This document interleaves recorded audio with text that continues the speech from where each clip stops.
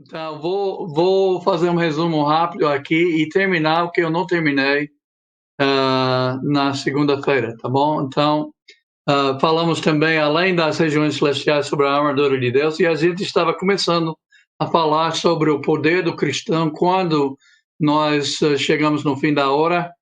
Na segunda-feira não deu tempo, então eu vou fazer esse pequeno resumo das regiões celestiais rápido, né?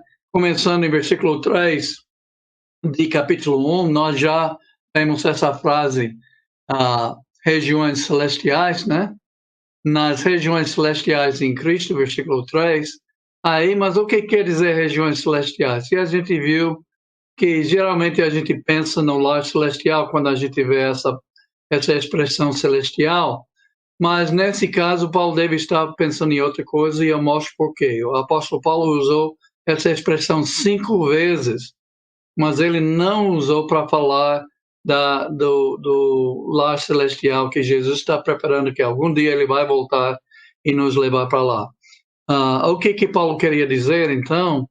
Aí, então, a gente fez esse gráfico aí, a gente colocou o mundo físico no meio, mas aí, então, nas regiões celestiais, em Efésios 1 e 3, temos todas as bênçãos espirituais.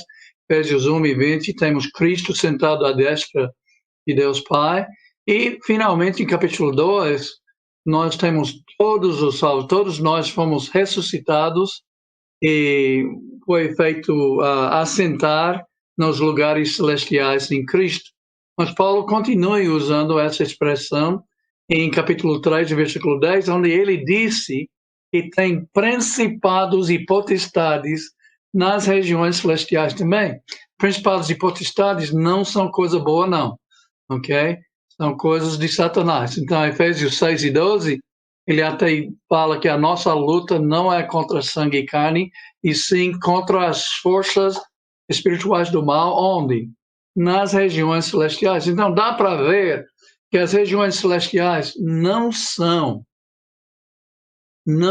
as regiões, quer dizer, o lar celestial que Cristo está preparando para nos levar algum dia.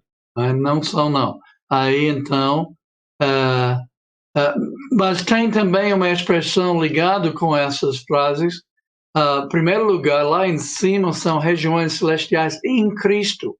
Mas esses últimos dois, onde tem as forças espirituais do mal, não são regiões celestiais em Cristo. Eles não estão em Cristo. São regiões celestiais, sim. Nossa luta, como eu falei, em Efésios 6 e 12, não é contra sangue e carne, então não é uma luta física, é uma luta o quê? Sim, exatamente, é uma luta espiritual. Às vezes tem resultados aqui no mundo físico, claro, né? Um assassino pode matar alguém, ele morre fisicamente, então tem um resultado, é pecado. Mas a luta, o Satanás que está tentando as pessoas, essas coisas estão acontecendo também nas regiões celestiais. Então, Colossenses capítulo 1, versículo 13, diz que nós fomos transportados do domínio de Satanás, do império das trevas, para o domínio do seu filho, do filho do seu amor, né? Então, nós estamos em outro lugar. Quando nós fomos salvos, nós fomos transportados, então, do domínio de Satanás para o domínio de Cristo. Mas aqui em Colossenses ele não usa essa expressão regiões celestiais, mas ele está falando da mesma coisa. Então, em Efésios ele usa, então nós fomos transportados dessas regiões onde Satanás está dominando para as regiões onde Cristo tem com toda sorte de bênção e com o Pai também sentado e Cristo sentado à destra dele, e todos os salvos estão nesse lugar. Então, é um mundo espiritual. Eu acho que é a melhor maneira para descrever, para nós entender um pouco melhor, porque aquela palavra celestial nos engana um pouco, pensando que é o lar por vir, né? Então, também a armadura do cristão é ligada aqui, porque a nossa luta não é contra sangue e carne, né? E aí ele disse, então, revesti-vos de toda a armadura de Deus, e ele começa a contar quais são essas peças a armadura, cingindo-vos com a verdade, né? Vestindo-vos da couraça da justiça, né? Calçando os pés com a preparação do evangelho de paz, né? E, obviamente, estou fazendo um resumo, então não estou explicando muito aqui, porque já foi explicado, mas aqui nós temos o escudo da fé, e devemos ter também o capacete da salvação, e aí, finalmente, então, a espada do Espírito, né? Aí, então, nós devemos estar vestido e bem preparado como aquele soldado romano que talvez Paulo até estava vendo, com o cinto, com a couraça, com a capacete, calçando os pés também, com escudo também e, finalmente, com a espada, né?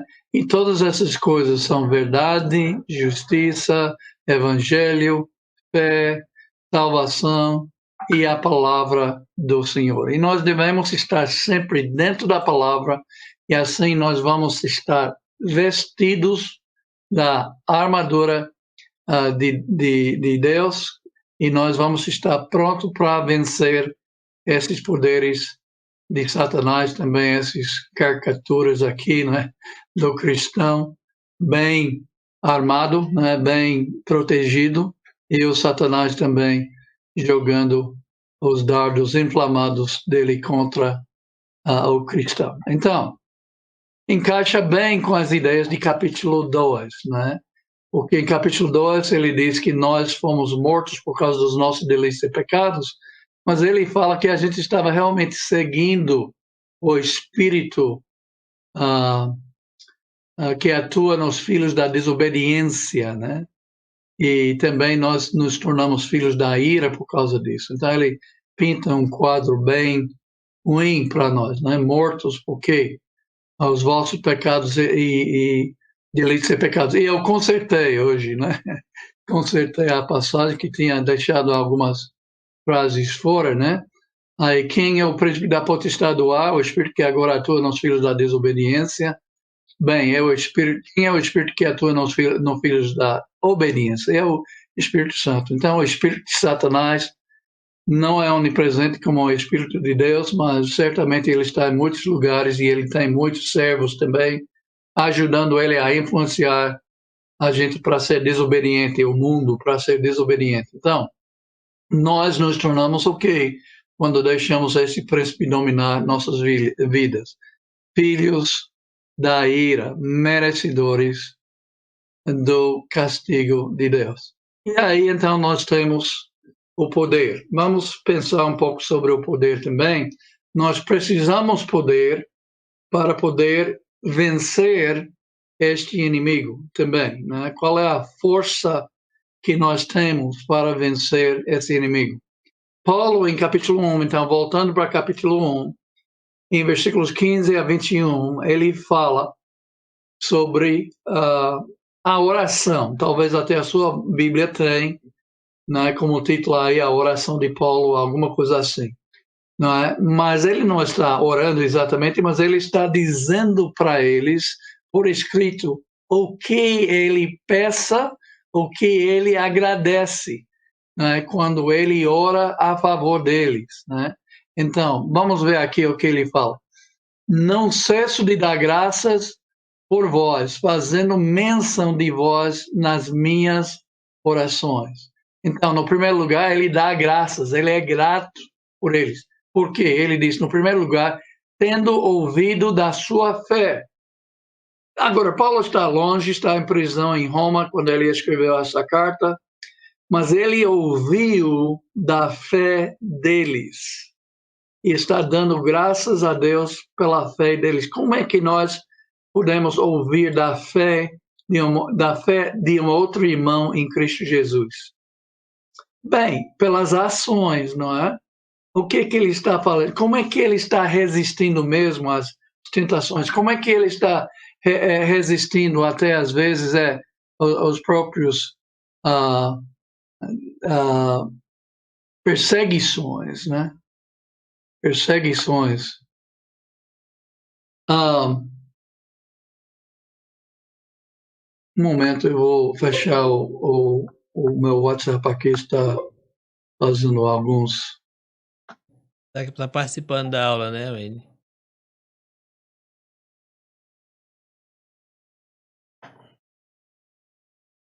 Bom, o Wendy já tá voltando, né? Ele precisou fazer uma modificação ali, um acerto, né, com o celular dele, mas já tá voltando para dar início aí a recapitulação, né, da aula da semana da segunda-feira, né? E agora nós vamos ter, né, nossa aula de hoje, né, trazendo aí toda essa mensagem do livro de Efésios, né? Sérgio Feijó, abraço, meu querido. Henrique Jorge, bom dia, amado irmão Reine, amém. Irani Santana, graças a Deus, Deus lhe abençoe. Nossa irmã Noemi, todos ligados aí na aula, né, com o nosso irmão Randy, né? Já já ele volta para continuar aí na sua aula. Pronto, voltou, nosso professor já está que aqui chato, de irmão. Eu volta.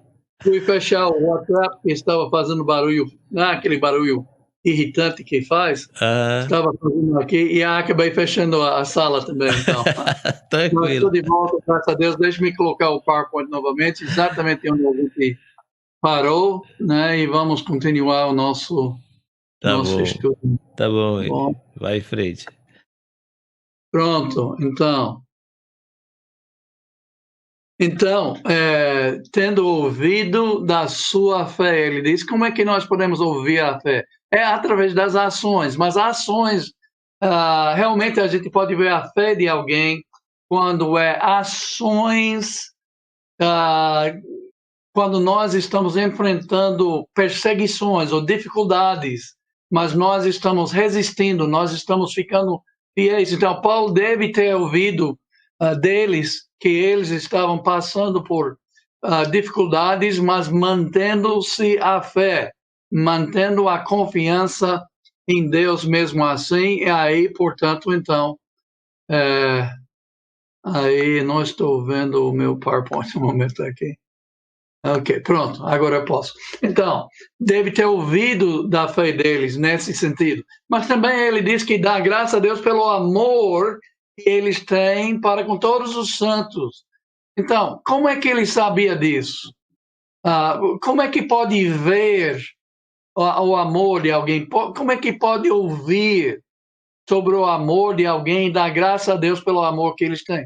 Eu diria pelos atos de benevolência, pelos atos de bondade, pelos atos de evangelismo, até pelos atos também. Então, como ouvindo da fé de alguém tem que ser ouvido sobre as ações que eles estão fazendo perante dificuldades, o amor também é expresso por ações. Então, ele ouviu dessas ações e ele dá graças a Deus por eles, pela fé deles e pelo amor para com todos os santos, né? Versículo 6. Ele começa a pedir, em versículo 7, eu acho que é. Então, para que Deus vos conceda espírito de sabedoria. Então, ele deu graças a Deus pela fé e amor, mas agora ele está pedindo que Deus dá para eles o espírito de sabedoria. Qual é a diferença entre sabedoria e conhecimento? Conhecimento nós precisamos também, mas nós precisamos saber aplicar este conhecimento que nós temos de Deus no dia a dia, e isso é sabedoria, o saber aplicar o conhecimento que nós temos, porque às vezes nós podemos ter muito conhecimento e pouco sabedoria, né? Então, mas nós precisamos acoplar essas duas coisas, e ele até fala aqui, para que Deus nos conceda revelação no pleno conhecimento dele. Então, obviamente, precisamos também o conhecimento, ok? Para poder ter a sabedoria, para que sejam iluminados os olhos do vosso coração. Você sabia que o seu coração tem olhos? Você acredita no apóstolo Paulo? Então veja aqui o que ele falou.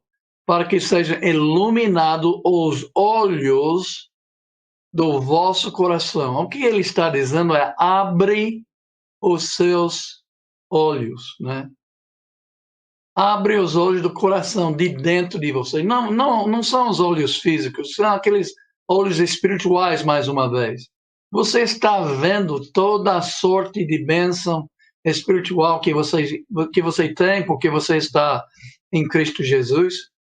Então, você precisa estar vendo estas coisas. E você precisa ter os seus olhos abertos.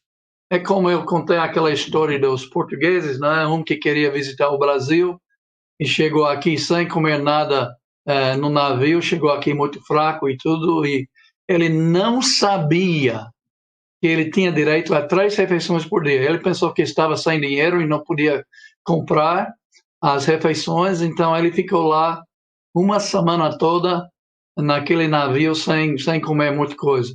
Aí, então, mas nós somos assim às vezes. Eu conto aquela história exatamente por isso, porque nós temos os nossos olhos fechados.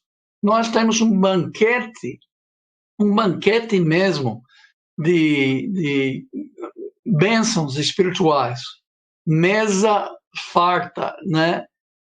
Toda a sorte de bênção espiritual, e a gente está aqui embaixo com os olhos fechados, nós estamos vendo como mais uma vez, aquela história, comendo bolacha e queijo e bolacha, porque a gente não sabe que a gente tem direito a muito mais. Então, devemos abrir os nossos olhos. E ele disse aqui, para saberdes qual é a esperança do seu chamamento. Grande bênção que nós temos é a esperança que nós temos de estar vivo no outro lado desta vida, de ser ressuscitado, de passar a eternidade com Jesus Cristo. Grande esperança que nós temos, não é? Qual a riqueza da glória da sua herança nos santos. Aqui sim, vamos pensar naquele lar celestial, lá no porvir, sim, com os outros santos, né? Que nós somos santos também vivos nessa terra, mas nós vamos juntar até com os santos que já nos procederam, né? na morte, né? Mas estão vivos no outro lado e nós vamos nos juntar com ele. Essa é a nossa esperança. Que coisa boa. Abre os seus olhos. É muito importante ter essa esperança, especialmente quando você está enfrentando dificuldades. Quando você pode abrir os seus olhos e ver além das dificuldades, para o outro lado das dificuldades, e ver e ter esta esperança, então, vai fazer uma grande diferença na sua vida cristã. E também ele disse, abre os seus olhos, iluminados sejam os olhos do vosso coração. Para quê?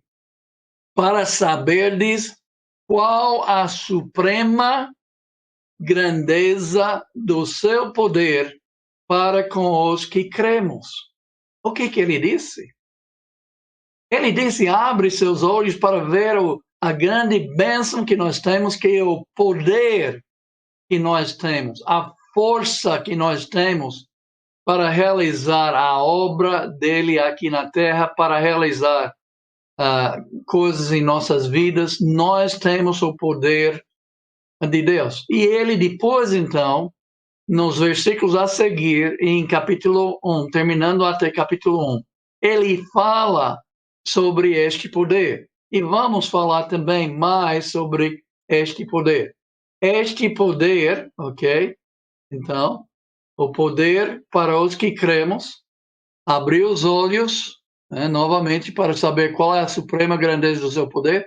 E aí ele vai explicando, passo a passo, qual é o poder que nós temos. Paulo até incluiu ele mesmo, né? Que cremos, né? Poder para os que cremos. Então, ele é um da gente, né? Ele é um crente também, né? Que crendo em Cristo Jesus. Então, o poder para com os que cremos. Ok? Poder, o mesmo poder, veja bem aqui, o mesmo poder que ele exerceu quando ele ressuscitou Cristo dentre os mortos. Espera aí, professor. Você está dizendo que eu tenho na minha vida o mesmo poder que Deus utilizou para ressuscitar Cristo dentre os mortos? Não, eu não estou dizendo isso. Paulo está dizendo isso e eu estou ensinando você. Sim, nós temos o mesmo poder que Deus exerceu em Cristo Jesus quando ele ressuscitou ele dentro dos mortos. Então, por que você anda fraco e às vezes desanimado aqui nessa terra quando você tem essa grande força operando na sua vida? E fazendo quando ele é o mesmo poder que Deus usou quando ele fez ele sentar à sua direita nos lugares celestiais. A gente já olhou essa passagem, né?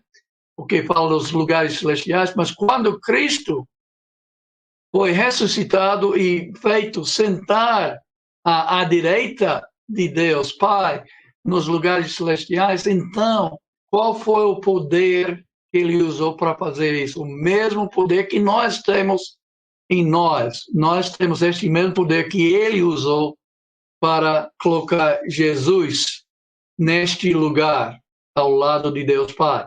E ele fala, este poder colocou Jesus acima de todo potestade, poder, então aquelas forças espirituais do mal, o Cristo está acima deles, acima de todos eles. Ele fala também de todo domínio, né? Todo domínio, todo nome aqui eu entendo é autoridade, que se possa referir não só no presente século, não só no século I, quando Paulo escreveu esta carta, mas também no vindouro, também no século XXI aqui conosco. Então, e pôs todas as coisas debaixo dos seus pés, para o ser a cabeça sobre todas as coisas. Então, o mesmo poder que colocou todas as coisas debaixo dos pés de Jesus, que fez ele o cabeça da igreja, é o poder que o cristão, que o salvo, que o discípulo de Cristo tem operando na sua vida. O poder para os que cremos. Ele o deu à igreja, qual é o seu corpo, a plenitude daquele que a tudo enche em todas as coisas. Então, como eu disse, muitas vezes a gente usa esta passagem aqui para ensinar que a igreja é o corpo, é o seu corpo, e ele é o cabeça da igreja. Eu falei certo porque aqui usa o cabeça, Colossenses, se não me engano, usa a cabeça da igreja. Ele é o chefe, ele é a autoridade, também ele é, na figura de corpo humano, ele é a cabeça, né? Mas a plenitude daquele que tudo enche em todas as coisas. Então, esse poder que fez Jesus, o que Jesus é hoje, sentado onde ele está sentado hoje, esse poder que ressuscitou ele dos mortos, nós temos em nossas vidas, irmãos. Nós não devemos andar fracos, né, doentes espiritualmente falando, né, pensando que não temos poder para realizar a obra. Aí, então, isso com os olhos fechados, ok? Com os olhos fechados, porque é isso que ele disse aqui, iluminado os olhos do vosso coração, para saberdes, né, estas coisas sobre a suprema grandeza do poder para com os crentes. Então, isso é um problema, né? É um problema. Deixe-me falar mais sobre esse problema. Era um problema antes de Paulo, até no Antigo Testamento era um problema que as pessoas do povo de Deus, às vezes faltava este entendimento que Deus está conosco, que o poder de Deus está conosco, e nós podemos realizar os mandamentos, as missões, a vontade de Deus aqui na Terra. Nós podemos, mesmo em situações muito difíceis, até situações difíceis como nós estamos passando hoje com essa pandemia, né, do Covid-19, nós podemos realizar a vontade de Deus em nossas vidas e também no reino de Deus lá fora. Nós podemos realizar porque nós temos o poder de Deus conosco. Então, como eu disse, antigamente era assim também, e eu tenho uma história para contar que é da Bíblia, não é? É sobre Eliseu e o poder de Deus em 2 Reis, capítulo 6, versículos 8 até 20. Então, nós sabemos que Eliseu era um profeta de Deus. Você talvez não sabe, mas muitas vezes os profetas de Deus tinham aprendiz, ou alguns aprendizes, alguns alunos, alguns discípulos que seguiam eles, né? Para aprender como ser um profeta de Deus, para futuramente talvez até ficar no lugar deles. Então, Eliseu não é diferente, ele tem um moço, que até eu não sei se é o mesmo moço, porque ele tem em outras passagens um moço e até coloca o nome dele, mas nesta passagem aqui não coloca o nome dele, então não sei se é o mesmo moço ou não, mas ele tem um desses aprendizes com ele, né? Aí, então, o contexto histórico aqui está acontecendo o seguinte. Então, está uma guerra entre Síria e Israel, não é? Só que o problema com essa guerra, não vou ler a passagem toda, ok? Mas eu recomendo que vocês leiam a passagem para pegar todos os detalhes e meditar nesses detalhes. Então, o homem de Deus, Eliseu, sabe tudo o que acontece na guerra. Ele sabe onde vão as tropas de Síria. E sabe o que ele faz? Ele conta para o rei de Israel, e aí o rei de Israel, então, toma providências para escapar as tropas de Síria. Aí, então, o rei de Síria começa a ficar com suspeitas, né? Será que a gente tem um espião aqui no meio? E aí ele chamou os seus comandantes aí e acusou alguém de ser espião e alguém disse, não é isso não. Não tem espião aqui no meio. O que está acontecendo é o seguinte, ok? O que está acontecendo é que tem esse homem chamado Eliseu e ele sabe tudo o que está acontecendo e ele conta para o rei de Israel e então, o rei de Israel escapa com suas tropas. Aí, então, o rei de Síria diz, cadê esse homem? Vamos prender esse homem. Vamos matar esse homem. Aí, vamos nos livrar desse homem, aí a gente vai ganhar essa guerra.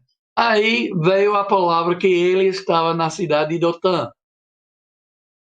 Já ouvi falar de Dotã? Bem, na verdade, fala muito pouco sobre Dotã. Eu imagino que não foi uma grande cidade.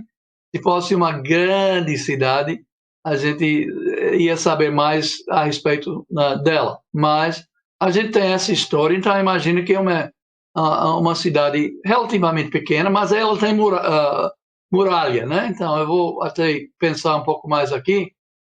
Durante a noite, Eliseu está nessa cidade com o seu moço, esse aprendiz, e durante a noite, então, o rei da Síria mandou cavalos, carros e fortes tropas para cercar a cidade de Dotã.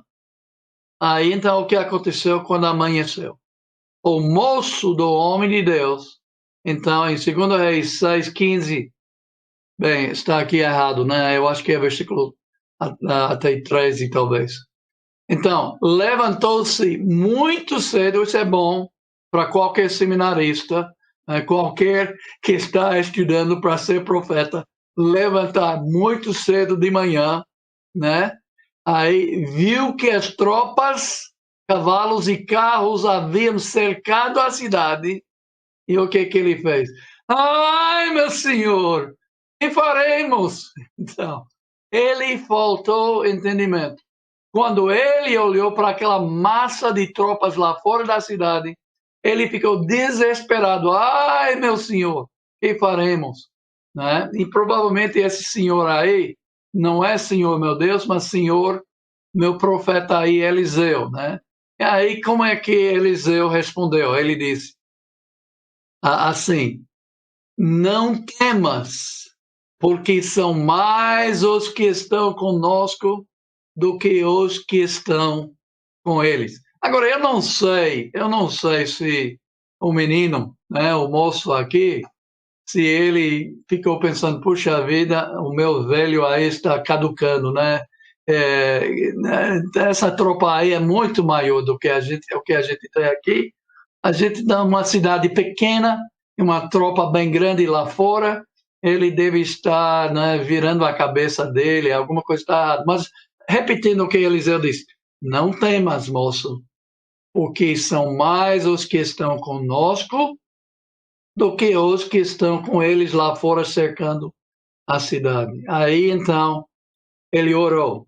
E a oração, eu escolhi essa passagem porque a oração é semelhante à oração de Paulo, em Efésios capítulo 1, né? Ele disse o seguinte, peço-te, Deus, que abras os olhos para que veja. Não foi isso que Paulo fez também? Aí, iluminados sejam os olhos. E aqui, abre os olhos dele, abre os olhos desse moço, para que ele veja a verdade. Paulo disse, iluminados os olhos do vosso coração, para saberdes qual a suprema grandeza do seu poder, mas veja a resposta de Deus. O Senhor abriu os olhos do moço. E o que ele viu? O moço, viu que o monte estava cheio de cavalos e carros de fogo em redor de Eliseu. Então, ele abriu os olhos para ver dentro do mundo espiritual, para ver lá dentro que Deus está com Eliseu, que Deus está com o povo dele, que Deus tem mais força para vencer esta batalha do que aquelas tropas lá fora. Aí, então, a vitória, enfim, veio. Então, ele não só abriu os olhos, Deus abriu os olhos desse moço para ele ver, figuradamente, eu creio, né? Não, porque não é físico, é no mundo espiritual. Aí, para ele ver, ele abriu os olhos e ele viu que tinha mais forças conosco, com eles naquela época, do que com aquelas tropas lá fora. E ainda mais, Deus fez cegar os olhos daqueles tropas lá fora. E o Eliseu, então, dirigiu toda aquela tropa grande, né? Aquela força de Síria, para a cidade grande de Samaria, né? E aí entraram na cidade e quando fecharam os portões, então abriu os olhos, mas já era tarde demais para aquela tropa da Síria. Então ganharam a grande vitória. E quando nós abrimos os nossos olhos, os olhos do nosso coração, e quando nós podemos ver o poder de Deus, né, trabalhando em nossas vidas, atuando em nossas vidas, nós também vamos ganhar a vitória nessas batalhas que nós temos hoje em dia. Veja mais aqui, vamos pular algumas coisas em capítulo 2 e capítulo 3 também, mas para chegar no final de capítulo 3 e versículos 14 a 21, estou fazendo isso porque fala de novo sobre o poder. É um versículo bastante conhecido, especialmente versículos 20 e 21, né? Mas ele fala em versículo 26, em 16, por exemplo, né, que nós precisamos ser fortalecidos com o poder. Então, não é só a armadura de Deus que nós precisamos, mas nós precisamos este poder também nos fortalecendo, para que, segundo a riqueza da sua glória, vos conceda que sejais fortalecidos com poder mediante o Espírito no homem interior. Na verdade, aqui Paulo caiu de joelhos, né, dando graças mais uma vez, orando a Deus, né, e esses são alguns dos pedidos dele, pedindo para que, segundo a riqueza da sua glória, vos concede que sejais fortalecidos com poder, mediante o quê? O seu Espírito no homem interior. Nós temos o Espírito de Deus habitando em cada um de nós. Outros versículos nos mostram isso bem claro. Okay? É o poder de Deus, é o seu poder, o poder de Deus que opera em nós. Veja 20 e 21. Ora, aquele que é poderoso para fazer infinitamente mais do que tudo quanto pedimos ou pensamos, conforme a quê? Conforme a quê? Gente, precisamos prestar atenção aqui. Conforme o seu poder, o poder de Deus, conforme o seu poder que opera em nós, em Paulo e nos Efésios e também em nós hoje, conforme o seu poder. A ele seja a glória na igreja em Cristo Jesus por todas as gerações, para todos sempre. Amém. Ora, aquele que é poderoso para fazer infinitamente mais do que tudo quanto pedimos. O que você está pedindo? O que você está pedindo? Você está pedindo para a conversão dos seus vizinhos, talvez até familiares. Você está pedindo a Deus oportunidades para pregar para eles. Você está pedindo para Deus missionários para mandar para cidades onde não tem nem a igreja de Cristo ainda. Tem algumas seitas e algumas igrejas desviadas, mas não tem a igreja verdadeira nessas cidades. E nós estamos querendo mandar missionários para lá, mas às vezes a gente nem tem ninguém para mandar. O dinheiro até existe, está na sua bolsa, né? Está na minha bolsa. O dinheiro existe para mandar a pessoa. Nós precisamos só tirar da bolsa e dar para eles. E Deus nos dá esse poder. Nós achamos que não podemos. A nossa mentalidade, não posso, não podemos, não temos recursos financeiros, ok? E a gente abre a carteira, não temos recursos carteira, a gente olha para a poupança lá no banco, não temos como mandar missionários para outros lugares. Errado, é muito errado. Sabe por quê? Deus está conosco. E Deus pode suprir tudo isso. Ele tem poder, né? Então, o que nós devemos fazer? Nós devemos pedir e confiar. Mas nós devemos pensar também. Pensar, planejar, sonhar. Gosto muito dessa ideia do Colheita Brasil, né? Colheita Brasil, nós já mandamos uma equipe para Teresina e, graças a Deus, quase todo mês nós estamos recebendo diversos batismos deles, a igreja está crescendo, eles com certeza estão firmando esses irmãos no Senhor e a igreja está crescendo, então está dando certo. A gente mandou 3 para lá, mas a gente precisa mandar para Boa Vista, para outras cidades, capitais do Brasil, que não tem igreja de Cristo ainda. E como é que nós podemos fazer isso? Nós podemos fazer isso com o poder de Deus. Não é o poder nosso. Eu não tenho talento para fazer isso. Eu não tenho recursos para fazer isso. Você também não tem nem recursos, nem talento. Nós não temos nem recursos humanos, né? Mas se nós confiamos e nós pedimos a Deus, nós temos que pedir a Deus. E Ele pode suprir porque Ele tem poder. Também... Desculpe. Pensei que tinha baixado o som aqui, desculpe aí. Exatamente nesse momento que estava muito animado, né? Aí, mas veja, realmente nós precisamos abrir os olhos e nós precisamos ver que o poder para realizar a missão de Deus não é o nosso poder. O poder dele, nós olhamos para o lado físico. É muito fácil olhar para o lado físico, a conta bancária, a sua carteira, né? Olhar para o seu talento, né? Olhar para a escassez de obreiros comprometidos que podem ser mandados, né? E dizer, não vai dar certo, a gente não vai conseguir. Mas quando nós entendemos que o poder não é nosso, o talento não é nosso, é de Deus, E quando nós pedimos, e quando nós pensamos e planejamos e sonhamos, sabe o que vai acontecer? O poder dele vai operar em nós e vamos realizar essas obras que nós precisamos, na verdade, realizar. E é por isso que não sou eu.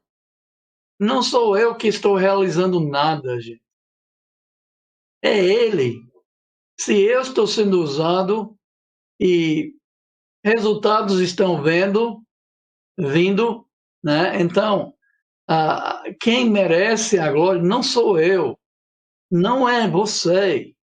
Não é? Eu espero que ele abençoe muito o seu ministério. Eu espero que você veja esse poder que ele está dando para você e que realiza grandes coisas. E eu posso até dizer para você, parabéns. Eu posso até dizer para você que fez muito bem, né? Mas eu entendo que não foi você. Você se deixou ser usado. Isso é importante. Nós temos que estar abertos de ser usado por Deus. Isso é altíssimo importante. Não é? Mas a verdade, quem está operando em você ou em eu, quando nós estamos realizando a missão dele, e é isso que Paulo está nos dizendo sobre o poder de Deus que nós temos operando em nossas vidas. É ele que está fazendo, não é a gente. E versículo 21, a ele seja a glória na igreja, em Cristo Jesus, por todas as gerações, para todos sempre. Ele merece, porque é o poder dele que está operando em nós. Então, quando nós vemos nessas 6 ou 7 cidades, capitais dos estados do Brasil que ainda precisa, eu acho que é Roraima e Macapá e Goiânia, eu não posso dizer, nós mandamos então para o Teresina, não é em Piauí, né? Mas quando nós finalmente chegamos àquele momento e nós podemos dizer que nós temos uma igreja de Cristo firme e forte em cada capital deste grande país, nós não devemos nos parabenizar tanto. Nós devemos dar toda a honra e toda a glória a Ele e na igreja, em Cristo Jesus, sempre, todas as gerações, para todos sempre. Amém. Espero que você está dizendo amém comigo, que você está entendendo que nós não devemos deixar a escassez de recursos, pensando que a gente não tem a força, pensando que a gente não tem o poder de realizar a obra dele. É a obra dele. E ele nos supre com tudo que nós precisamos para realizar a sua obra. A igreja que se limita seu ministério ao poder dos homens no seu meio é a igreja que não vai pedir, imaginar e sonhar coisas grandes na obra. Não precisamos de igreja assim. É a igreja que vai limitar muito o crescimento da igreja e talvez é por isso que já não atingimos estes lugares cada vez mais longe. Nós temos aqui também, no Nordeste, a ideia de alcançar os 1.794 municípios. Já alcançamos, eu não sei, talvez 100 municípios aqui no Nordeste, mas escute o número de novo, 1.794. Então tem muito para fazer ainda. Mas nós podemos, quando nós confiamos no poder. Quando eu confio no meu poder, eu fico muito limitado. E aí eu vou limitar o crescimento da igreja. Mas quando eu penso no poder de Deus, eu entendo que nós podemos realizar a sua obra aqui no Brasil. A igreja que não glorifica a Deus, não é? É a igreja que se limita seu ministério ao poder dos homens, ok? Aí, então, não podemos fazer isso, né? E essa parte eu terminei, não vou começar a outra parte. Se Deus quiser, na sexta-feira, vamos começar capítulo 2. Capítulo 2, que a gente já olhou um pouco em capítulo 2, ok? Mas a gente vai ver um pouco mais, ok? Aí, então, até deixa-me ver se eu posso mudar aqui alguma coisa para ver o que a gente vai estudar na... Não, coloquei errado, deixa-me ver aqui. Um momento. Aí, então, nós vamos ver, se Deus quiser. Aí, bem, eu não estou vendo aqui, então parece que fechei. Mas, se Deus quiser, como eu disse, então, na sexta-feira, vamos iniciar de novo com o capítulo 2. Nós já falamos em capítulo 2 sobre Ele vos deu vida, estando vós mortos nos vossos delitos e pecados, nos quais andastes outrora segundo o curso deste mundo, o curso segundo o príncipe da potestade do ar, do espírito que agora atua nos filhos da desobediência, seguindo Satanás. Só tem dois tipos de pessoas no mundo: aqueles que estão seguindo Cristo e aqueles que estão seguindo Satanás. Agora, aqueles que não estão seguindo Cristo não gostariam de saber disso, não gostariam de admitir esse fato, né? Mas é um fato que eles estão, então, seguindo. Vocês estão vendo aí? Aí parece que eu coloquei aqui. A gente tá sem o PowerPoint, é só com o Randy. Ok, pronto. Aí então, Efésios, tá vendo agora Efésios 2, que a gente vai iniciar então. Como eu disse, a gente já estudou um pouco, né? Já estudamos um pouco, mas vamos mais ainda, né? Se Deus quiser. Não sei se entrou aí. Ainda não, Randy, não apareceu ainda não. Não. Não. Quis entrar, Ok. mas depois não apareceu não. Eu vou tentar mais uma vez, mas já estamos no final, né? Sim. Então, Mas se você quiser continuar, a gente continua.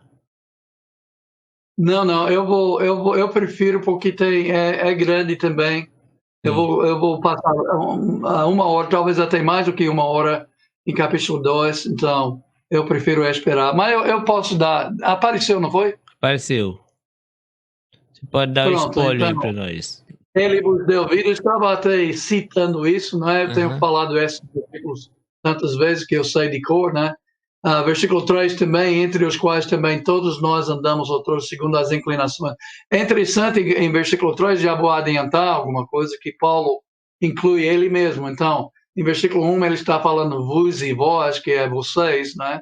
Ele está falando de um grupo lá dentro da igreja. Eu creio que ele está falando especificamente com os gentios, e quando ele em versículo 3, ele muda, entre os quais também todos nós, incluindo ele mesmo, com esse nós que ele está falando sobre os judeus também, porque na igreja lá tinha judeus e gentios na congregação lá em Éfeso, e este capítulo vai falar muito sobre um dos temas principais da carta aos Efésios, que é a unidade.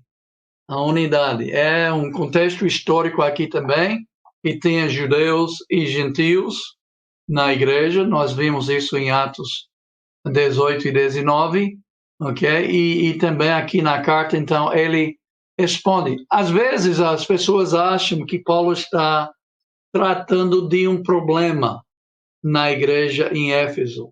Obviamente, Paulo escreve, né? E você não pode ler a carta 1 Coríntios, por exemplo, e não ver que ele estava escrevendo para corrigir problemas. Aqui, para mim, esta carta não tem o tom de corrigir problemas. Talvez é melhor dizer evitar problemas que pode existir entre judeus e gentios devido a muitos séculos, né, de inimizade entre os dois. E Paulo, para mim, escreve para evitar que grandes problemas acontecem na igreja em Éfeso. Mas isso, se Deus quiser, então, na sexta-feira. Mas aqui ele inclui ele mesmo, talvez os judeus na congregação, nós andamos outro. Então, até os judeus, é semelhante ao que ele faz em Romanos. Em Romanos, só que é muito mais extenso, ele começa falando sobre os gentios, que eles são pecadores e longe de Deus, mas ele acaba falando também dos judeus, que eles também, e ele conclui, então, em capítulo 3 e 23, que todos nós somos pecadores, né? Então, aqui também a mesma coisa, ele começa, então, com os gentios, e em versículo 3, então, quando ele inclui ele mesmo, que ele é um judeu, aí, então, ele está incluindo tanto os judeus como os gentios nesta condenação, porque estes versículos aqui, ele está lembrando para eles o estado deles antes de conhecer Jesus, o estado deles antes de ter vida, o estado deles quando eles ainda estavam mortos nos seus delitos e pecados. Então, eles eram desobedientes, né? E eram, no final aqui ele fala, filhos da ira, como também os demais, né? Filhos da ira, como também os demais. Então, filhos da ira, eu diria, merecedores da ira de Deus, merecedores do castigo de Deus, devido ao fato que nós não estamos seguindo ele, ou anteriormente a gente não estava seguindo ele, a gente estava seguindo a nossa própria vontade, segundo as inclinações da nossa carne, fazendo a vontade da carne e dos pensamentos, e éramos, por natureza, filhos da ira, como também os demais.